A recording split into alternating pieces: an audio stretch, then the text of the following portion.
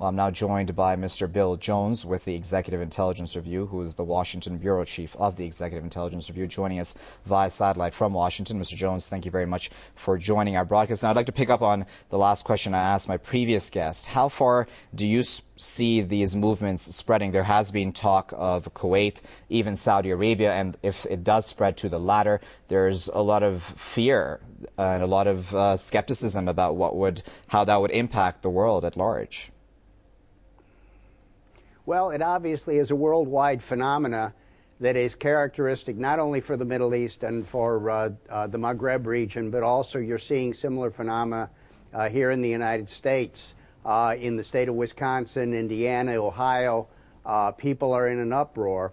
And although it differs from country to country, the conditions are different, the reactions are different, the way the government deals with this will be a key element in deciding how it goes in that particular instance. But it is a worldwide phenomenon, largely sparked by the fact that we're in the worst economic crisis in history. For us, it may mean tightening the belt for people in the Maghreb and the Middle East who are already been in poverty for many, many years. It becomes an unlivable situation. They no longer can stand it, and therefore that is the basis, the underlying cause for the fact that this is a global phenomenon. Right. There's also been a lot of talk, behind the scenes, not much reporting done on it. However, the fact that David Cameron was in the region, there are a lot of people saying that he was there to essentially sell arms, considering there is now this huge exhibition going on in Abu Dhabi, in the United Arab Emirates, an arms exhibition. What connection do you see with the arms industry, if at all, to these current uprisings/revolutions? Well, Waqar, I don't know that there's a direct connection in this. I mean, arms have been a big part of the commerce with the Middle Eastern countries. If there's an attempt to build up a military capability of dealing with a possible outbreak of what is a mass strike phenomenon of sorts, I think it's really going down the wrong road, because I think we'll see that if their attempt is made to crush this real expression of people's dissatisfaction, I think it will lead to more trouble. I don't think that is the way to get it under control. The underlying causes are basically economic as well as political, and what should be done is to try, any government that's interested in maintaining stability would be to try and dialogue with this movement to try and deal with the underlying complaints that they're bringing forward in this very dramatic way. Right. I'd like to stick with that arms industry notion and point, if I may, just for one more question. At the very least, this does make for very bad policy making, does it not? Considering it does leave a very bad taste in one's mouth, considering all these people are fighting for freedom in the region, and the United States and many Western companies in large numbers are in Abu Dhabi in the largest exhibition they're calling of the arms industry in the region. Does that not, again, make for very bad policy? It's very foolish, especially under the current circumstances. This is a very foolish move. Mr. Cameron probably reflects the way the British usually look at these things, the old imperial masters that they are. They really haven't given much consideration to the will of the people throughout history. But I think it's a very bad thing to do. Generally, trying to increase the arms in that part of the world is not a good thing, because it could lead to more military clashes, possibly wars. But in these particular circumstances where calm and tolerance and an attempt to get a peaceful dialogue going, this really does leave a bad taste in people's mouths. There's been a lot of criticism against the United Nations. Yesterday, when the UN Secretary General Ban Ki-moon spoke, he was essentially grilled by journalists on why the United Nations was not taking any stronger action, why it was not demanding any stronger actions be taken.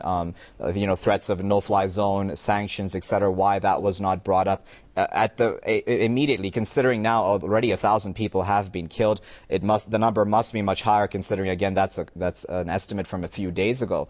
Why has the United Nations not done more yet? Well, I think they're treading very cautiously, as well as the U.S. government. Also in the State Department briefing today, P.J. Crowley indicated that there was concern for retaliation from Qaddafi, who is really basically has been seen as correctly as a madman. Nobody knows what he's going to do. He may take retaliation against any U.S. citizens that are still in Libya. And I think, although those options still remain on the table as possibilities, I think over the next few days, there's going to be an attempt to deal with this diplomatically, and therefore an attempt to speak softly while still perhaps carrying a big stick, but moving in direction of sanctions and things like that in order to prevent any kind of massive retaliation on Qaddafi's part against U.S. or European citizens in Libya. Right. I'm glad you mentioned Gaddafi himself there, considering Gaddafi's speeches so far have been very anti his own people, really. I mean, he's been saying that these people on the streets are only the young, that they're on hallucinatory drugs, that they've been influenced by bin Laden himself, by Al-Qaeda, etc. How disconnected do you think that shows that he is from his own people, or is he just showing that he will not really be leaving like Mubarak and Ben Ali did? Well, they say that whom the gods will destroy, they first make mad. And Qaddafi is, I think, on the extreme of insanity at this point. I think from what we can judge from the situation on the ground, I think his days are really numbered. He, as a leader of Libya, it's really the end for him. The only question is how it's going to end. And that will depend largely on his action or his reaction, which I think will tend to be very volatile. It is obviously against the will of his own people, which I think gives a certain strong justification to the condemnation from the UN and from the United States on his action. But it will depend on what he's going to do. We don't know how he's going to go out. It may be like Marie Antoinette after me, the deluge. He will try and create a deluge on his own people as he himself goes down. It's very difficult to predict. Right. Do you see the fact that Gaddafi has essentially over the years weakened his own military and strengthened mercenaries and even strengthened divisions between tribes that essentially a lot of Libyans say he created those divisions himself? Do you see that as something that is working against the protesters? Just like a short answer, if I may, please.